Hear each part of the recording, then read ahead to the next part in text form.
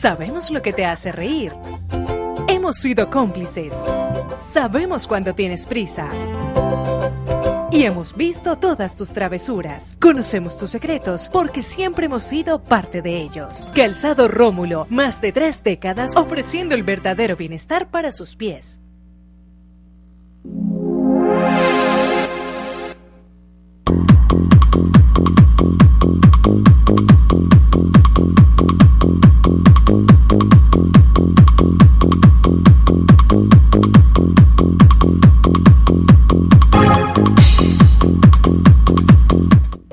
Transportes Especiales Acar.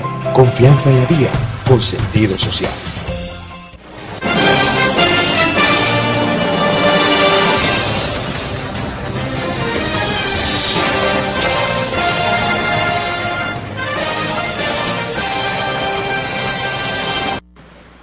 Amables televidentes, los saluda José Alberto Tejada Echeverri, presentándoles el programa institucional del Canal 2 informativo Nuestra Gente. Hoy estoy acompañado en el estudio por Maritza Izaza, quien es trabajadora social responsable de salud mental en la Secretaría de Salud de la ciudad de Cali y es docente de la Universidad del Valle en Escuela de Salud Pública. Buenos días, Maritza. Muy buenos días a usted y a toda la audiencia. También está con nosotros José Antonio Malaver. Él es médico, psicoanalista y filósofo. Está dedicado a todo el trabajo de la práctica de médica y específicamente psicoanalítica y psiquiátrica en el contexto de la salud social comunitaria. Buenos días, doctor Malaver. Buenos días. Los he invitado a los dos a propósito de que en esta semana y concretamente a partir de hoy, a instancias de la Universidad Libre se está realizando la Semana de la Salud Mental. Pero esta Semana de la Salud Mental, ellos, los organizadores y ponentes, la han inscrito en el marco del contexto de la paz, con P mayúscula, queriendo llamar la atención sobre las implicaciones que tiene hablar de paz, tanto en este proceso de negociación como en lo que debiera ser el proceso de posacuerdo. ¿Qué ingredientes o qué detonantes o qué atenuantes hay para consolidar un ambiente de paz en nuestra sociedad? Y ese ambiente de paz no puede ser meramente declarativo ni político. El ambiente de paz nace en la salud mental de los individuos, en la salud psicológica de usted y la mía, la de todos nosotros. Y esa salud mental, psicológica, se va amplificando como las corrientes de agua en la familia, en el vecindario, en la empresa, en la escuela, en la universidad, hasta que llega a las altas esferas de la sociedad. Ese es el tema que vamos a tocar con los dos profesionales que hoy han aceptado nuestra invitación. Yo comienzo con usted, Maritza, pidiéndole que le quiero advertir, este es un programa para el público amplio y una de mis televidentes privilegiadas es mi mamá, obviamente, que es una señora de 79 años que estudió hasta quinto de primaria, que no conoce jerga técnica. Les suplico que no vayan a utilizar palabras especializadas porque la gente no me las va a entender. Usted es trabajadora social y decidió vocacionalmente dedicar su profesión a todo lo que tiene que ver con la salud mental. Explíquenos qué es salud mental de una manera muy didáctica. Bueno, muy interesante. Gracias por esa pregunta porque es muy importante que el público en general sepa que salud mental no es igual a enfermedad mental. No es cada vez que uno piensa en salud mental, lo que la gente piensa en la cabecita es que es el loco o es el señor que va con el costal o es la persona que está en un hospital recluido, está allí metido. No, la salud mental es en positivo, es eso que hacemos todos para hacerle frente a la vida, esas capacidades que tenemos para enfrentar cada momento en el que nos encontramos. Por ejemplo, tenemos una situación en la casa y tenemos que resolverla, esa capacidad que tenemos para resolverla, para hacerle frente, para decir por aquí sí, por aquí no, para poder decirle a nuestros niños o a nuestros hijos que, ojo, tengamos cuidado por esto que van a hacer, ustedes son adolescentes y están en otro momento de la vida, esas cosas que se nos presentan todos los días y tenemos que resolverlas, tenemos que tener elementos para resolverla y eso se llama salud mental, esa capacidad. Pero no solamente eso, esas redes sociales, esa posibilidad de encontrarnos con otros, de poder conversar, de poder hacerle frente con una conversa amena, con escuchar al otro, con saber que el otro existe, con que el otro sepa que yo existo, también eso es salud mental. Es decir, todo lo que hacemos todos los días, que hacemos con los otros y que hacemos para nosotros mismos, para mantener el alma, el espíritu y las ganas de vivir, hace parte de la salud mental. Bueno, doctor Malaver, cuando a uno le hablan de salud mental, además de lo que dice la doctora Maritza, y es que inmediatamente se asocia con el que está loco, el que está enfermo de la cabeza, el que hay que llevarlo a que le den pasticas porque está muy alterado, también cuando a uno le hablan de maltrato al interior de las familias, con las personas, etcétera, generalmente se extrapola o maltrato físico, o maltrato verbal, o maltrato sexual, pero casi nunca descorremos el velo de lo que ustedes los especialistas llaman el maltrato psicológico, el maltrato psíquico. Explíquenos un poco hasta dónde el alcance de esos maltratos en la salud mental de las personas. Sí, y la pregunta se puede ligar a uno de los temas que vamos a trabajar aquí, que es el conflicto armado en Colombia, que nosotros hemos vivido una guerra declarada a veces, oculta en otras formas, aceptada en otros momentos, no aceptada, desconocida. Sin embargo, un conflicto de más de 60 años que ha producido muchos problemas y lo podemos definir con una sola palabra: una situación de violencia permanente en nuestro país. Que no solamente la violencia armada, la confrontación armada, que es evidente, sino la violencia cotidiana, la violencia de las ciudades, la violencia delincuencial, la violencia contra los niños, contra las mujeres, la violencia intrafamiliar. El término violencia encaja en una cantidad de fenómenos de tipo social que va produciendo daño psicológico y daño físico. Los estudios últimos han mostrado que asociados a los problemas de violencia se encuentra no solamente la patología mental, los problemas mentales que se encuentran en la edad adulta, sino también problemas físicos. Lo hemos dicho en diferentes intervenciones, una situación de violencia constante, de maltrato constante. Luego veremos el problema del trauma, que es el que vamos a examinar, va produciendo progresivamente no solo alteraciones en el psiquismo de la persona, sino también en su cuerpo. Y empezamos a ver enfermedades orgánicas que aparentemente están asociadas a agentes patológicos que la medicina los ha identificado, están profundamente vinculados a situaciones de violencia. Es decir, que la violencia, el maltrato puede producir enfermedad física, enfermedad orgánica. ¿Eso es lo que llaman ustedes los médicos somatización?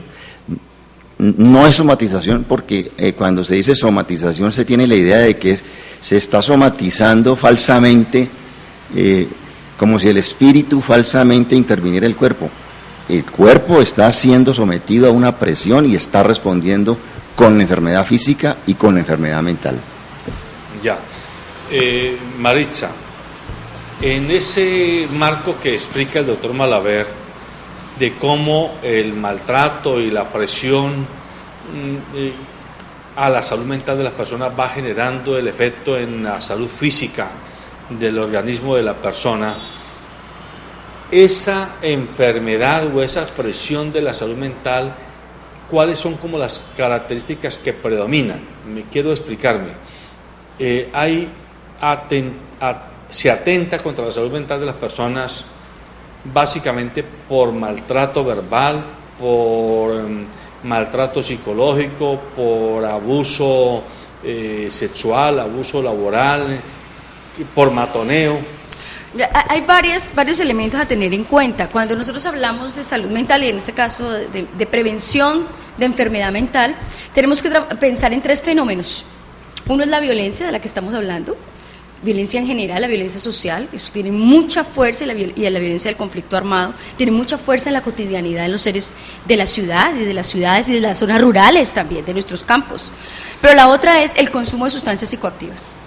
Hay una relación directa con consumo de sustancias que casi no estamos asociando, y fuertemente el consumo de alcohol. que ha sido naturalizado, normalizado, todo el mundo, pero hay una relación muy fuerte con el consumo de alcohol, y la tercera que llamamos nosotros los trastornos y el sufrimiento social. O sea, esos tres fenómenos les tenemos que hacer frente, y así como se manifiestan estos fenómenos, van a tener una condición y repercusión en nuestro organismo y en nuestra psiquis, que es lo que estamos diciendo, ha dicho muy bien el doctor Melo, usted también lo ha presentado. Eso quiere decir que capítulos y situaciones de violencia que vivimos todos los días pueden llevarnos a vivir depresión o ansiedad, angustias deliberadas, que esto nos puede mostrar muy bien el doctor Malaver, intentos de suicidio, sí, suicidios mismos, y si eso está asociado al consumo no solamente de alcohol y de otras sustancias psicoactivas, pues eso hace que el fenómeno, que las condiciones de salud se mengüen y la enfermedad aparezca y los trastornos aparezcan y el sufrimiento social sea mucho mayor. Entonces hay que comprender esas relaciones que hay allí para poder hacerle frente. Si yo afirmara, doctor Malaver, que los colombianos estamos mentalmente enfermos mayoritariamente, ¿estoy diciendo una barbaridad o estoy acercándome a la realidad?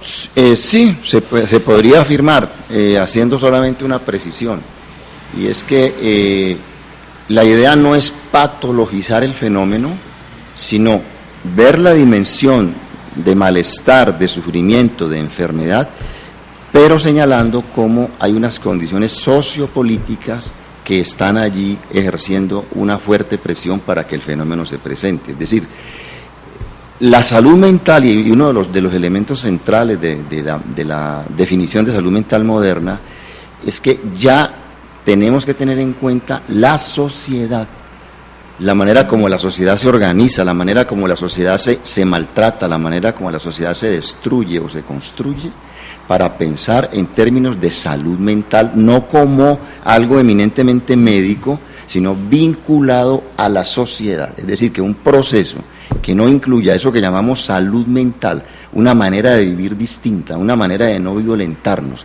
una manera de compartir con los otros en la reciprocidad, una manera de generar conflictos verdaderos, es decir, hacer confrontaciones en la discusión, en la palabra, y no en la violencia. Todo ese campo, que sería como la parte de la dimensión política de la salud mental, es lo que nosotros estamos intentando introducir. Si yo entiendo bien, de fondo ustedes están haciendo un llamado, y yo personalmente, si es así como lo entiendo, lo comparto, a no tenerle miedo al conflicto, sino a saber enfrentar el conflicto y sobre todo a no edulcorarlo, a no esconderlo, a no mimetizarlo, porque allí es donde se incuban las verdaderas patologías del comportamiento humano, supongo yo. Entonces, les quiero pedir que hagamos un ejercicio. Explíquenos a nuestros televidentes e internautas cómo se dan esos riesgos potenciales en el entorno familiar. O sea, ya estamos los padres con los hijos pequeños o adolescentes en el día cotidiano. Allí, ¿cuáles son como las aptitudes o hechos que inciden mayoritariamente en la salud mental? Bueno, es bien importante decir que la violencia es un ejercicio de poder. Entonces, como el que puede ejercer poder sobre el otro, y en este caso, históricamente hemos visto los hombres sobre las mujeres, y luego como en escala, las mujeres hacia los niños y niñas, ¿no? Entonces hay como una relación allí que hay que reconocer, y estas prácticas de violencia, de ejercicio del poder contra nuestros niños, contra nuestras mujeres, que es muy grande. Nosotros en la ciudad tenemos al año aproximadamente 6.500 casos de violencia familiar en denunciados. Los que pasan por nuestros servicios de salud, que nos reportan el sistema de vigilancia de salud, que reporta puede ser mucho más. Que tenemos un subregistro del 25% aproximadamente, si no es el 30%, en el país y también en nuestra ciudad. Entonces, eso quiere decir que nuestras familias viven violencia constantemente. Y básicamente es por el relacionamiento que tenemos. Y porque no tenemos unas prácticas, a mí me gusta no usar buenas o malas, sino adecuadas para relacionarnos. Entonces, no tenemos herramientas. Eso no es porque sí, sino porque no hemos trabajado fuertemente entrena herramientas, y lo sabemos muy bien. Nadie, como decían nuestros abuelos, nació aprendido para ser papá o mamá. No hay un manual, pero sí hay herramientas que podemos construir y estamos trabajando en ellas desde la Secretaría de Salud. Usted preguntaba un poquito qué hacemos. Las redes del buen trato, que es una experiencia que lleva 18 años en Cali, trabajada con las comunidades, trabajada con esas mujeres que trabajan con los niños en los centros, en las mujeres FAMI que trabajan con esos niños en cada uno de los elementos de ICBF que tenemos en algunas partes de la ciudad, y también en las comunidades trabajando prácticas distintas de cómo relacionarnos, de cómo construir unas formas distintas en la cotidianidad. Nuestros niños vienen con una tarea. ¿Cuánto tiempo hay para dedicarle a nuestros hijos para hacer tareas? Muy poco. ¿Cuánto tiempo hay para escucharles preguntas que tienen respecto de la vida? Y más cuando vienen con preguntas acerca de... Nunca van a venir a preguntar acerca de la sexualidad, nunca van a venir a preguntar acerca de psicoactivas, nunca van a venir a preguntar sobre esas preguntas propias de la adolescencia, porque no estamos tampoco preparados, pero también tenemos muchos mitos, los adultos, para relacionarnos con esos temas que hoy están en boga. Un tema, usted lo decía ahorita, el mundo del Internet. ¿Cómo acercarnos para dar respuestas adecuadas a nuestros niños o niñas? ¿Cuándo es el momento adecuado para darle un celular a un niño? ¿Por qué se le da un celular a un niño? ¿Por qué se le dan objetos a los niños? ¿Cuándo las relaciones deberían ser más de construcción de relaciones, de compartir? ¿Cuántos de nuestros niños y familias almuerzan, desayunan o comen juntos? Casi no hay tiempo para eso. Los tiempos están para correr y para responder a cada una de las cosas que hay en el día a día. O sea, doctor Malaver, que cuando en una familia nos sentamos a almorzar, por ejemplo, pero todos estamos pegados del televisor que está al frente mostrándonos las noticias o cualquier cosa distinta y no nos cruzamos ni una palabra, o todos estamos con el aparato aquí, ahí se está incubando la falta de salud mental. Sí, claro. Y fíjese que si lo miramos un poquito más complejo, tocando el problema de la familia misma y el problema de la sociedad, nosotros vemos que no somos capaces de tener un conflicto, porque cuando se presentan las contradicciones normales en todo grupo familiar, en toda relación interhumana, en todo espacio social, lo que intentamos es ejercer violencia contra el otro, sea silenciándolo o sea sometiéndolo. El conflicto surge justamente cuando uno puede situarse frente al otro en una relación de reciprocidad y reconocimiento, donde no hay necesidad de pasar al acto físico violento, sino abrir la posibilidad de un diálogo de dos posiciones diferentes que generan un conflicto que se va a resolver en un acuerdo o en un enriquecimiento de cada una de las dos posiciones. Eso no lo hemos aprendido. Y todos esos pequeños espacios, como tú lo señalas, de violencia, de silencio, solamente viendo imágenes que pasan incesantemente en una pantalla, sin un diálogo constructivo, sin una discusión, se acaba convirtiendo en un foco de perturbación mental, indudablemente. Bueno, entonces, vámonos ahora a la escuela. Entonces los niños que ya tienen bastantes problemas en el entorno familiar porque los adultos no sabemos manejar esta relación, no sabemos educarlo, no sabemos acompañarlo, etcétera, pero también al mismo tiempo los adultos viendo sus angustias económicas, sus angustias laborales, sus angustias de roles sociales, etcétera. El niño se va para la escuela y la niña, y en la escuela encuentra otras estructuras de poder evidentes o invisibilizadas, pero que son muy poderosas. Allí, ¿cómo comienza a desarrollarse esa agresión a la salud mental de los individuos? Sí, es muy interesante la pregunta porque un fenómeno que estamos viendo nuevo en las comunidades es que se está empezando a romper una lógica que es muy importante en la formación de los niños y las niñas, y es que el medio familiar debe ser complementario con el medio escolar. Es decir, son dos espacios que lo llamaríamos espacios de socialización, en donde el niño y la niña van a encontrar los elementos formativos para su futuro. Si el espacio familiar se aísla del espacio escolar, como ocurre, simplemente el padre de familia manda al niño a esa escuela para que lo eduquen, se libera de la responsabilidad y en la escuela se siente aislada de la familia, el niño está en dos medios que ninguno de los dos le permiten un desarrollo psicológico normal. Y ahí empiezan las perturbaciones que se van a convertir en el matoneo, que se van a convertir en la delincuencia, se van a convertir en la deserción escolar, se van a convertir en la drogadicción en ese medio ya perturbado. Por eso es muy importante llamar la atención que la formación del niño y de la niña es complementario entre su medio familiar y el medio escolar. No pueden ser excluyentes. Esa exclusión de esos dos medios, ese desconocimiento, es una fuente de perturbación en el desarrollo normal de un niño y de una niña. Entonces, doctora Marisa, ¿qué hacer con los educadores para que den el salto de su rol de docentes al de educadores? Porque es que lamentablemente la mayoría de casos que uno encuentra es que el llamado docente, el maestro, es un especialista en matemáticas o en química o en biología, pero no entiende que el contexto de la educación va mucho más allá de la materia, del currículo.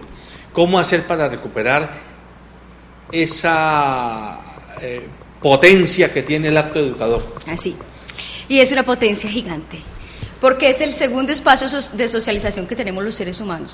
Primero está la casa, la familia, los seres con los que habitamos en el día a día, y segundo, los seres con los que pasamos 8 horas, si no es más. Ahora nuestros niños en los colegios privados todos llegan hasta las 4 de la tarde, se pasan más de 8 horas en una institución educativa. Sí creo que tenemos una tarea doble. Primero, en las facultades todavía hay unas 2 o cuantas facultades de licenciatura pedagógicas en nuestra ciudad, algunas en Bogotá, algunas en el país, muy pocas, ¿no? Porque cada vez estamos formando menos educadores.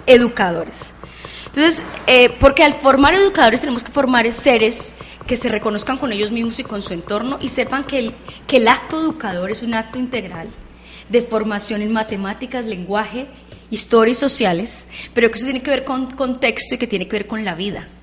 Y cuando entendemos eso, podemos relacionarnos con nuestros niños y niñas y nuestros adolescentes de forma distinta, no de forma punitiva y no de forma descalificadora y no de forma de cómo nos acercamos. Y nos toca, ya estamos trabajando en la Secretaría de Salud y en la Secretaría Municipal. Gracias a que han dado nuevas leyes y nuevas normas. Hay una ley que se llama la Ley 1620, que habla sobre la violencia escolar. ¿Cómo hacerle frente a la violencia escolar? Entonces nos está pidiendo que los docentes se repiensen el asunto y deconstruyan. Eso que se llama deconstruir es quitarse esas vainas que tenemos en la cabeza, para hablar en lenguaje popular, que hemos mantenido con unas formas de manera distinta de cómo hacer. Por ejemplo, no hay en las prácticas de la escuela mantenemos prácticas de discriminación entre hombres y mujeres. Los niños sí pueden estudiar matemática y las niñas solamente comprenden lenguaje. Solamente en esa lógica entendemos que la lógica de pensar es distinta a la del hombre y distinta a la de la mujer, y por eso la mujer tiene que dedicarse a la casa y el hombre tiene que salir. Estamos desde esas prácticas de reproducción que hacen los mismos docentes, explicar por qué las niñas hacen esto y por qué los niños hacen esto. Y son prácticas de socialización del día a día que hacen que no podamos. Esa sería una que la estamos trabajando mucho más ahora, es menos notoria que antes, pero finalmente prácticas como esas, prácticas donde descalificamos, si los niños tienen que todos tener excelencia, está bien tener condiciones, pero lo que necesitan son herramientas para vivir. Es muy importante tener 5, tener 10, según sea la escala, pero lo más importante es poder tener, lo que decía el doctor Malaver, condiciones para estar ahí alrededor. Y vivir, y saber cómo enfrentarse a la vida, y saber cómo resolver conflictos, y saber cómo resolver cuando la amiguita o el amiguito ya no quiere jugar más con él, y hoy decidió y peleó y no quiere jugar, pero el otro día tendrá que jugar otra vez con él. ¿Y qué hacen los padres de familia? Y lo hemos hablado un poquito nosotros en el grupo. Los padres de familia y los docentes apoyan esas prácticas de competencia o le dan fuerza a esas prácticas de odio y de malestar. Por ejemplo, una niña que le pelea con otra niña va donde la mamá y la mamá le dice: ¿quién es para yo ir a hablar con la mamá? Vamos a resolver. En vez de decirle: ¿por qué no resuelves de forma distinta? Que la mamá de esa niña no sabe quién soy yo. Esa niñita no sabe quién soy yo. Exacto. Eso es. Entonces, este tipo de prácticas son las que estamos dando. Los docentes igual tienen prácticas muy punitivas, muy de exclusión, en vez de pensar en el niño que tiene diferencias o que no está integrado de la manera como debería ser. ¿Por qué no trabajamos con esos niños? No, al contrario, saquémoslos porque son como manzanitas podridas que hay que sacar y mantener otro tipo de relaciones. Usted hacía referencia, doctor Malavera, que toda esta agresión a la salud mental del niño y de la niña van desencadenando los comportamientos delincuenciales. Entonces ya los muchachos terminan metidos en las pandillas, en la drogadicción, etcétera. Yo quiero que nos explique, el muchacho y la muchacha cuando llegan a la pandilla, lo llegan, supongo yo, buscando un espacio donde tengan algún tipo de lazo de identidad que les dé como una especie de protagonismo, pero quizás al mismo tiempo están pegándole un grito al cielo, están haciendo un grito, un alarido quizás a sus seres más cercanos, como diciendo, miren que me hundo y me voy a hundir más si ustedes no me ayudan, pero no lo dicen de manera verbal, sino con esas aptitudes. Eso por un lado. Y por el otro, el caso, y sobre todo usted me imagino que le toca mucho, el caso de las niñas adolescentes embarazadas.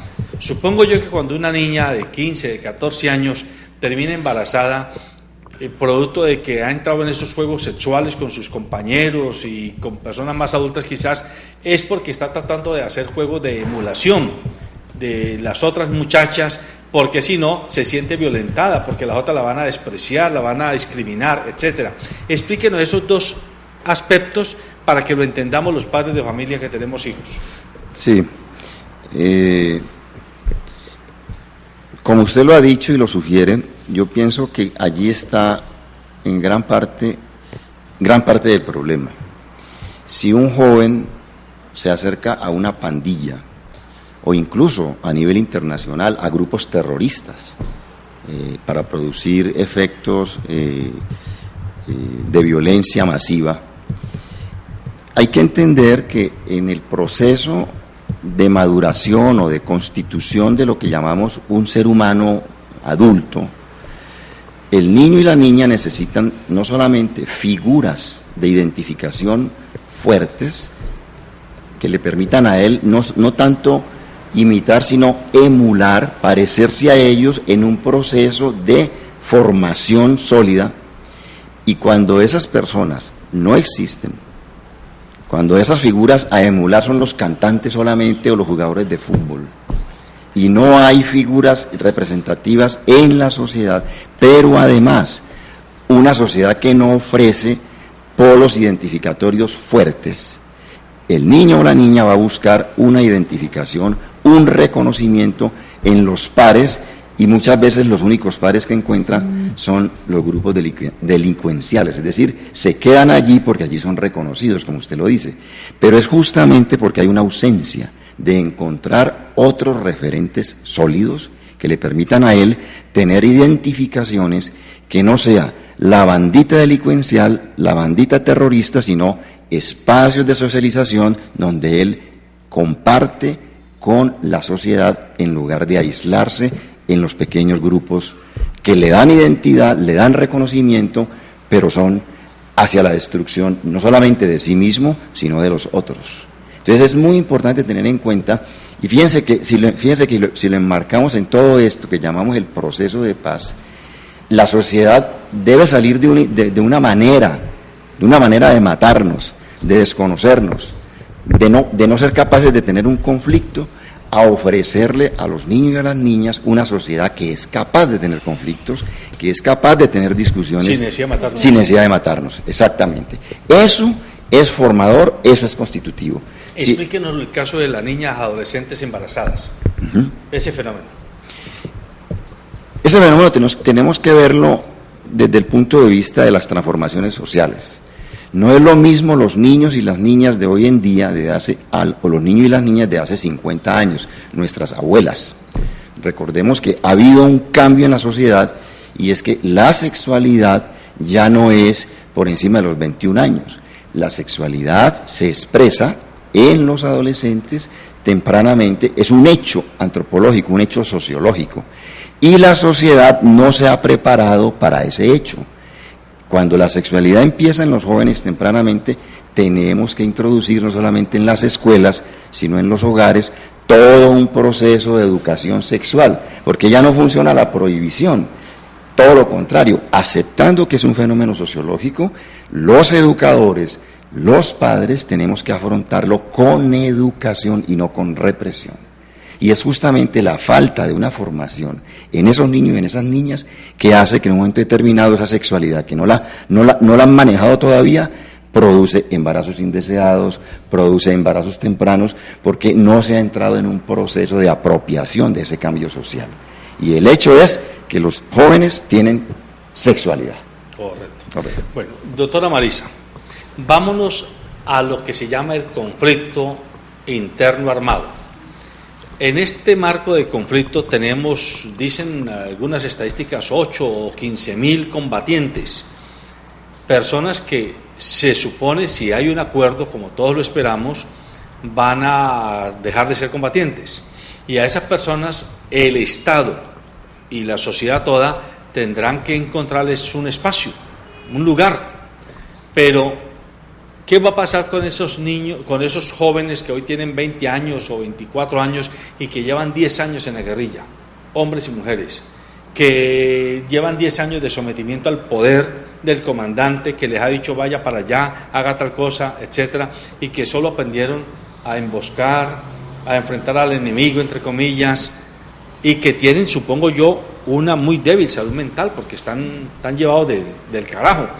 ¿Qué hacer para que no se reduzca la intervención del Estado y de la sociedad a darles un auxilio económico, a darles un trabajo precario, a darles una aparente resocialización, cuando ellos están pidiendo a gritos intervéngame en el alma, intervéngame en el espíritu, intervéngame en mi psiquis, que es allí donde está mi enfermedad?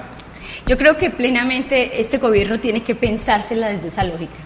Ya ha hecho otros acuerdos en otros momentos, el momento que se hizo cuando pasó todo el tema del M-19, el mismo tema que hizo con los grupos paramilitares, con la desmovilización. O sea, tenemos historias y no solamente tenemos historias de nuestro país, tenemos reconocimiento de otros países que han vivido este tipo de condiciones y han tenido que reconocer otro tipo de prácticas, no solamente esas.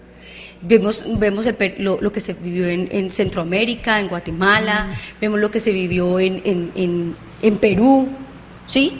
Todas las prácticas, hemos trabajado con la memoria, con lo que han vivido las personas. Tenemos que trabajar desde lo psicosocial. No puede ser solamente un tema económico, porque estas personas, igual que todos nosotros, tienen derechos.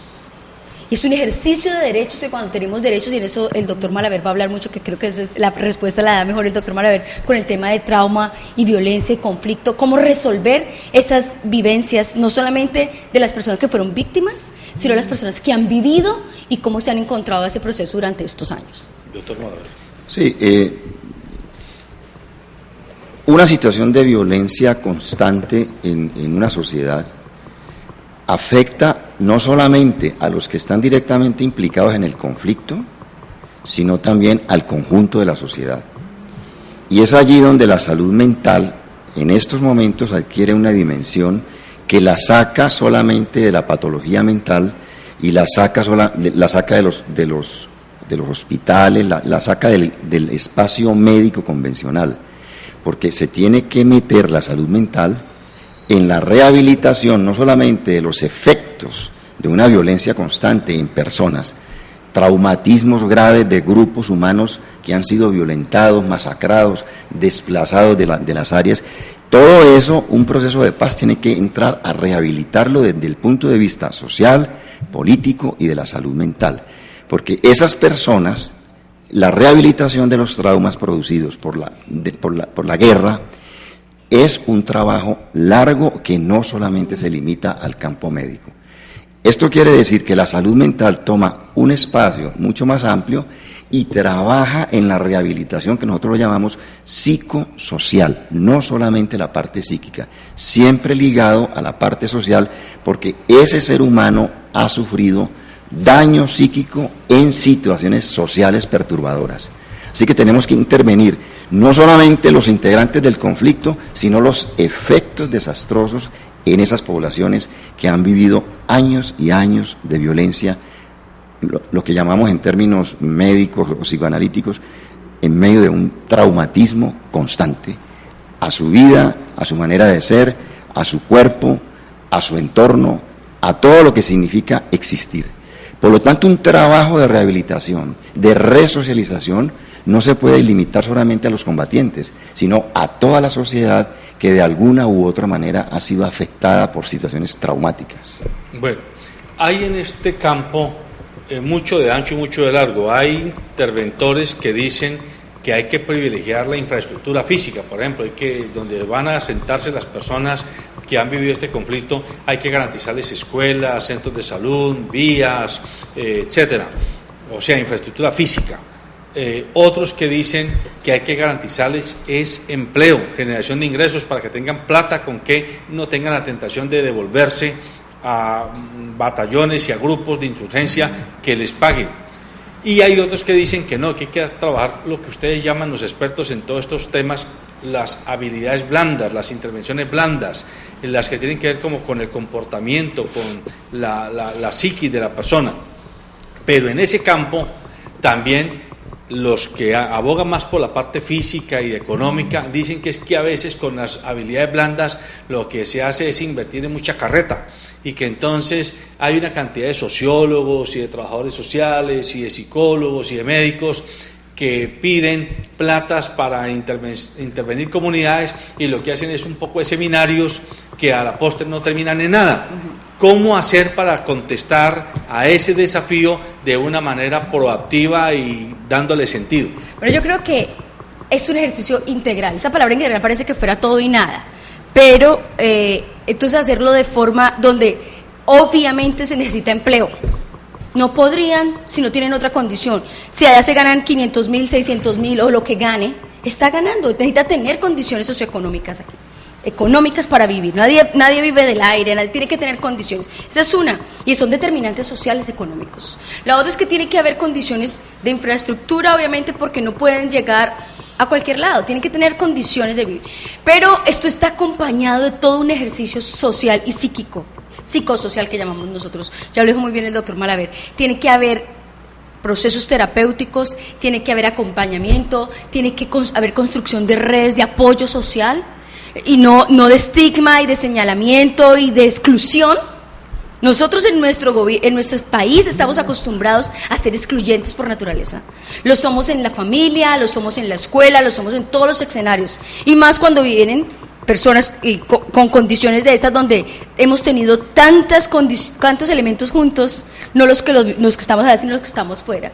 Y cuando van a llegar a estar en contacto con todo el resto, necesitan herramientas y elementos pero también los otros. Porque no sería solamente para ellos, sino para el conjunto en general de la sociedad. Tenemos que tener herramientas para hacerle frente a esto, y creo que estamos trabajando un poco nuestro evento de esta semana de hoy, que empieza hoy. El doctor Malaver trabajará todo el tema de trauma y violencia. ¿Qué pistas nos dan otros que han trabajado esto antes para poder comprender cómo hacerlo? Porque no tenemos, tenemos pistas y tendremos que hacerlo a la manera colombiana. Pistas de la manera de nuestras regiones también. Una cosa es el Valle del Cauca y Nariño, y otra cosa será Tierra Alta, todo el tema del Atlántico y todo el tema del centro. Entonces habrá que pensar en los contextos y en las condiciones socioculturales para dar respuestas adecuadas. Doctor Malaver, y en ese contexto, ¿cómo afecta la salud mental de los individuos los malos ejemplos sociales? Me explico. Vivimos hablando de que es necesario volver a la paz, que nos reencontremos, que nos reconciliemos, pero cuando uno encuentra que lamentablemente la clase política está inundada de personas, no todas, pero una mayoría muy importante, personas indeseables, para decirlo sin rodeos, que no van sino con agenda personal, con agenda propia, a hacer negocios, a robarse el Estado, a esquilmarlo, a burlarse de todos los controles, de todas las supervisiones, etcétera. Ahí me imagino yo que se afecta la salud mental suya y mía, porque a uno le da un sentimiento de impotencia, un sentimiento de rabia, de frustración, y además está recibiendo un pésimo ejemplo como para emular. Entonces, dígame usted, ¿qué le decimos a estas personas que están en proceso de reconciliación, de reinserción, y a quienes hoy queremos sacar de las pandillas y de los grupos delincuenciales citadinos y del campo, frente a esos malos ejemplos que nos dan las personas supuestamente más preparadas y mejor ubicadas en la sociedad? Sí, y antes de esta parte quisiera complementar un poquitico la pregunta anterior, porque es uno de los desafíos que nosotros como agentes de salud mental tenemos. Es cierto, intervenciones de seminarios, talleres, intervenciones, como dice usted, de cierta manera inútiles, que gastan una cantidad de dinero, que no producen ninguna transformación. De ese tipo de intervenciones queremos salirnos. Y eso implica todo un proceso de formación, de capacitar, no solamente profesionales que sepan hacer una intervención psicosocial. Hacer una intervención psicosocial en un medio comunitario, eso no es sencillo, eso requiere formación. Si las personas no tienen la formación, ¿qué hacen? Pues simplemente tallercitos, reunioncitas, que no producen ningún efecto positivo. Es decir, todo eso implica una formación en salud mental. Formación de formadores. Formación de formadores, y eso es un primer paso a hacerlo. La otra cosa es importante, lo que señala usted, lo que llama malos ejemplos. Y uno se puede poner un ejemplo simple, que es más allá de un mal ejemplo, el problema de la sociedad es cuando no es coherente. Entonces, si por ejemplo estamos haciendo, y uno lo ve en nuestros gobernantes, lo puede mostrar uno gráficamente, si estamos haciendo un proceso de paz y el presidente de la República ha aceptado con el Congreso sentarse en una mesa de negociación, es porque ha reconocido al otro con el que está combatiendo como un interlocutor válido. Así hayan tenido 10.000 confrontaciones anteriores, en el momento en que se sientan a conversar, es un interlocutor válido. Pero si además de aceptarlo como un interlocutor válido, por otro lado le están diciendo bandidos y asesinos, lo está desconociendo como interlocutor, se transmite un mensaje contradictorio, que no da coherencia, y ese tipo de mensaje contradictorio es lesivo para la formación de los jóvenes, porque en últimas no se sabe cuál es el mensaje verdadero que está pasando. Entonces, no solamente coherencia desde el punto de vista de las personas que dirigen el Estado, sino además el combatir las prácticas corruptas. Si la imagen que tienen los jóvenes de los gobernantes es la corrupción, que el gobernante solamente, porque una campaña política es súper costosa, es una empresa costosísima, que cuando entra a manejar el Estado tiene que pagarse todo el dinero que utilizó, eso que se transmite, el joven lo ve como un problema que no le permite encontrar referentes sólidos. Y va a descalificar la política no es más que un nido de corruptos. Eso, ¿qué le va a producir a él? No va a ser un ciudadano que participe en la actividad democrática.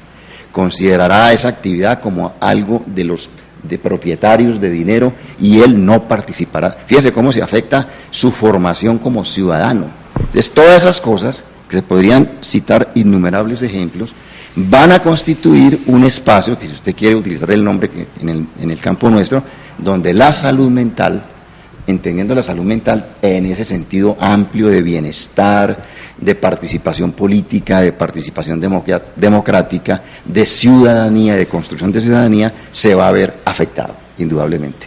Bueno, y a todas estas, el papel de los medios de comunicación. Nosotros, los que estamos en estos quehaceres, bueno, aquí hay que diferenciar entre el medio como empresa y los periodistas como actores que hacen el trabajo. Pero lamentablemente a veces o los dueños de los medios terminan presionando a los periodistas para que hagan solo lo que a los intereses de los dueños les importa, o a veces los periodistas terminan acomodándose a los intereses de los dueños y terminan siendo funcionales a ese interés que tiene quien es el dueño del medio de producción, en este caso el capital. Pero lo cierto es que los medios amplificamos o invisibilizamos las cosas interesantes y las cosas más perversas de la sociedad. ¿Qué hacer? ¿Qué pedirle a los comunicadores? para que no se amparen en que es que yo trabajo para un medio que me cierra las puertas, o para que tampoco se ampare en aquello que uno oye entre colegas. No, es que a la gente hay que darle lo que le gusta. Es que como a la gente hay que darle es vulgaridad, pues démosle vulgaridad. Como a la gente hay que darle tontería, démosle tontería. Como a la gente hay que darle chavajanería, démosle chavajanería. Porque es que si no, pierdo sintonía, pierdo rating, y entonces no vienen los anunciantes. Y esto se vuelve un círculo vicioso donde en lugar de estar educando y formando, porque los comunicadores somos eso, formadores también de opinión, terminamos malformando esa opinión pública. Gracias por esa puesta en escena de cómo hablar acerca de los medios de comunicación. Yo creo que los comunicadores y las personas que trabajan en este medio deben ser fieles a su pasión. Su pasión es comunicar, su pasión es presentar algo que les apasione, quieren que el público lo conozca. Lo que necesita, y cuánto funciona esto para construcción de ciudadanía. O sea, no saben el valor simbólico y real que tienen en la construcción de los ciudadanos de este país y del planeta. Pero en especial en nuestro país, ustedes tienen la capacidad, la fuerza, el don, la posibilidad de que interpretan la realidad y la pueden poner a disposición del resto. Creo que cuando les decimos, ojo, que hay que ser fieles a la realidad, hay que ser fieles a la verdad, hay que ser fieles a lo que la comunidad en general, hay que pensar en el bien colectivo. Cuando los comunicadores y el mundo de la comunicación está pensando en clave del bien colectivo, entonces da respuestas y da información adecuada para el bien colectivo, no para el interés individual o de, como usted lo decía muy bien, de algunos. Y creo que entregar la noticia de forma adecuada, estamos cansados, mire, prendemos la televisión a las 6 de la mañana y abren con las cosas malas que han pasado en las ciudades, o sea, no abren con las cosas bonitas que sucedieron, no se buscan una sola nota de salud mental, se las buscan todas, absolutamente todas. Mire, una noticia tonta, pero hoy abrieron con una fábrica que se quemó en no sé dónde. Está bien, una fábrica pequeña o grande, pobrecitos, y qué condición, qué pena. No, pero no podemos abrir con notas, abrimos con notas de la vida, abramos con notas de cuántas personas están haciendo tantas cosas interesantes, los jóvenes pensando por la paz, las mujeres haciéndole frente a esa subordinación que han estado históricamente metidas, a tantas cosas, a solamente tener ganas de vivir, pero no hay una sola nota. Las notas light, las notas chéveres son las notas de al final de la emisión, y son de reinas, de modelos, de presentar estereotipos para que nuestros chicos y nuestras chicas estén pensando en que tienen que hacerse el balón, todas las cosas, todas las liposucciones, todas las formas para poder estar representados en lo que la sociedad quiere. Y creo que ahí ustedes nos tienen que ayudar a pensar en el bien colectivo, en el bien común. Doctor Malaver. Sí, indudablemente los medios pues son un poder inmenso para perturbar, como también para crear espacios de formación y de socialización. Y se puede poner un ejemplo simple, vinculado mucho a nuestra ciudad y de salud mental. Es el caso, por ejemplo, de los suicidios, de los intentos de suicidios. Un intento de suicidio o un suicidio indudablemente genera una perturbación en la sociedad. Pero si el periodista da esa información de manera escandalosa, de manera, como llama uno, periodismo amarillista, esa manera como se da la información puede provocar otros suicidios. Porque ha sido mal dada la información y no ha sido tomada con seriedad. Es decir, que cuando hay un suicidio, eso es una cuestión muy seria, que hay que respetarlo para una familia, para un grupo social, y no hacer un gran escándalo. Entonces hay 2 suicidios en la ciudad y la noticia se relata como epidemia de suicidios, y esa epidemia se empieza a crear desde la manera como se da la información. Entonces siempre tenemos que tener en cuenta, y lo diría yo para los comunicadores, que cuando se da una noticia que toca sensibilidades sociales hay que darla en un sentido de mucha cautela y de mucho respeto, no buscando generar un impacto que de pronto no lo podemos manejar. Se puede volver una bola de nieve. Entonces, el periodista debe tener esa capacidad de distancia y de mesura en la manera como se transmite la información, porque una información equívoca puede ser desastrosa. Hay mucha gente que está en situaciones difíciles creen en el periodista, y la manera como el periodista le transmite una información puede producirle una perturbación irreparable.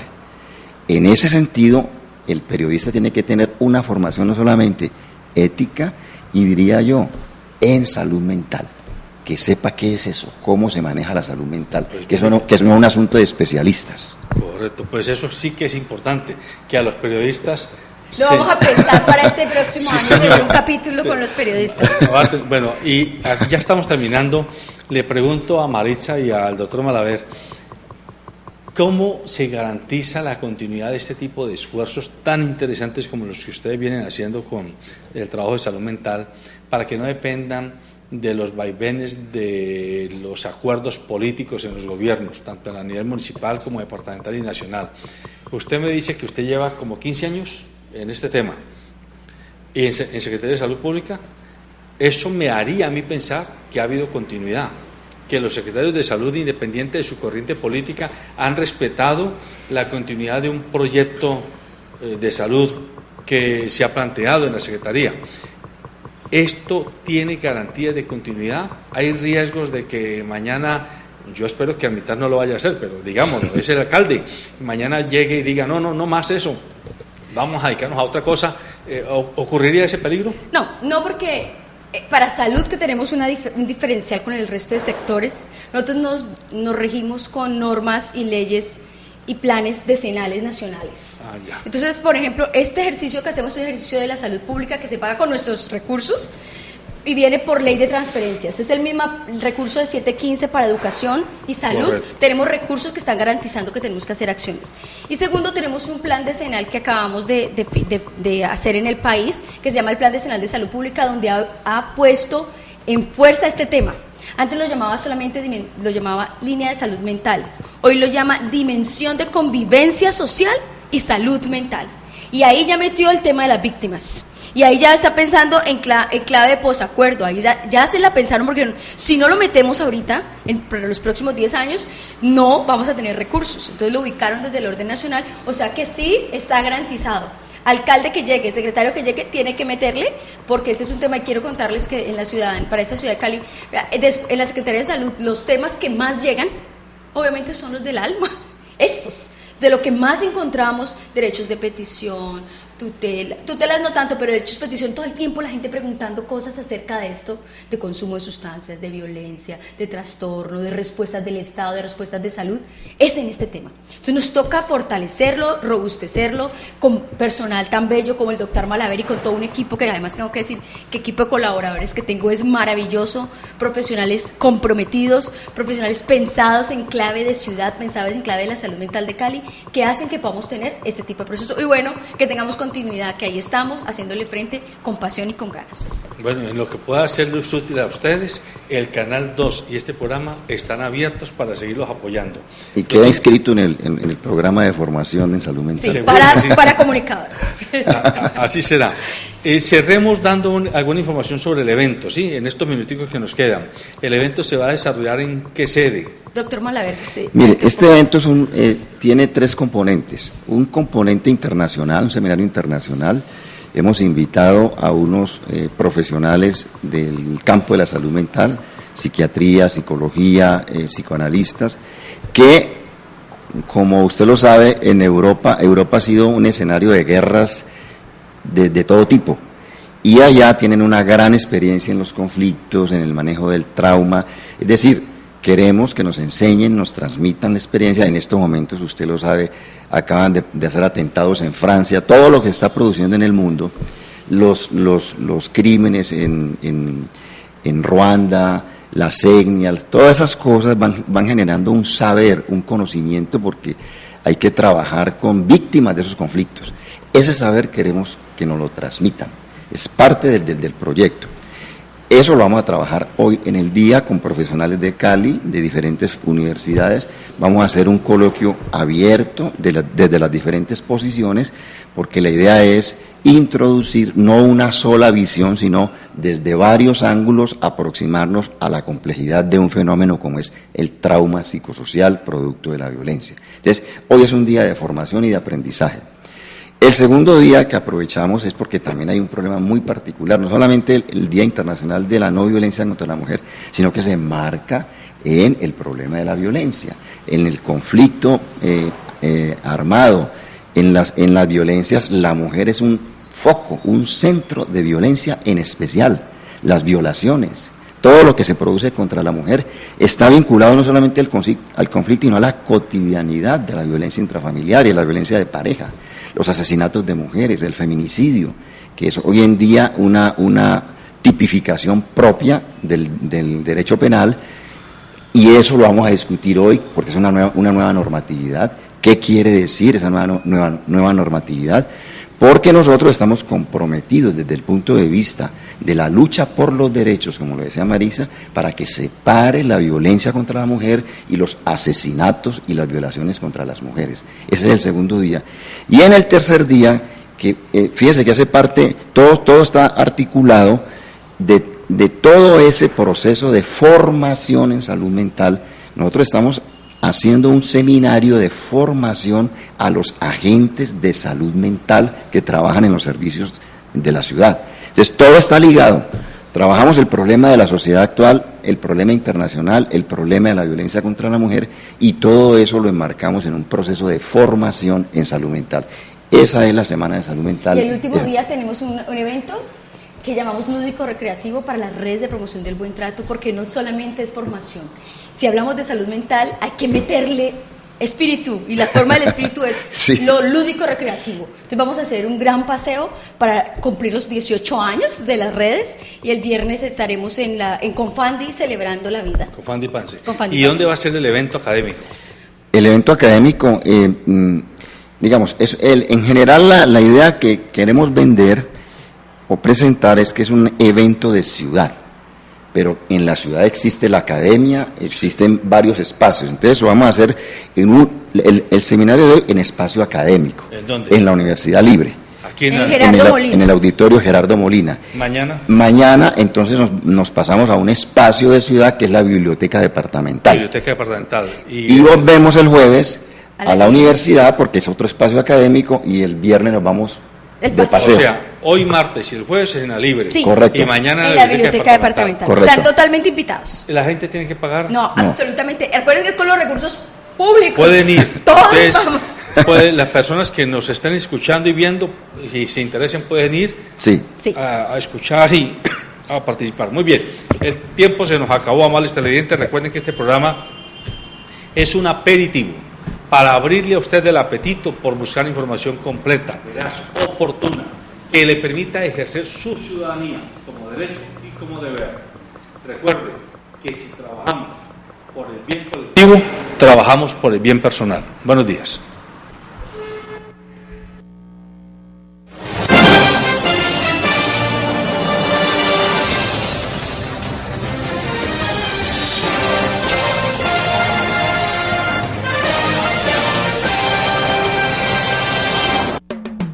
Sabemos lo que te hace reír.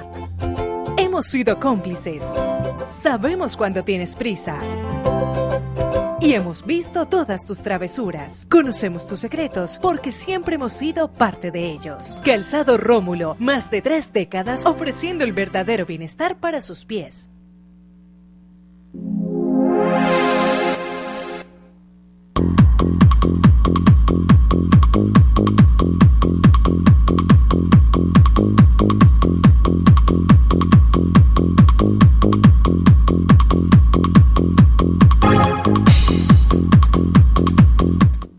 Transportes especiales a cargo. Confianza en la vía, con sentido social. Daylight come and me don't want go home. Chasing the